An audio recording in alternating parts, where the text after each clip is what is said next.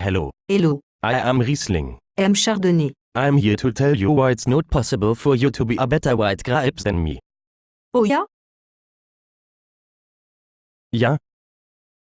For starters, you're dressed as a devil. No one likes devils. Well, except people who like Chardonnay.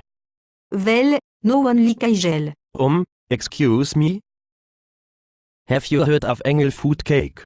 The television show Touched by an Engel. The movie Engels in the Outfield? Besides, angels bring you to heaven, and it's a metaphor for what Riesling does to you. Got that? I am smart too because I use metaphors. Do you know what a metaphor is? No? Well, I am also quite complex. There are so many aspects to me. I can be fruity and super sweet, but every once in a while I can be dry and I can give off a faint air of petrol. Would you consider yourself complex?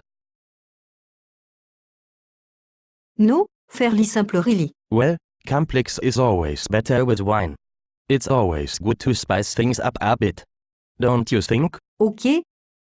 Fine, you are better than me. You are complex. You speak of wonderful television. Goodness, you use metaphor. Yup. I do.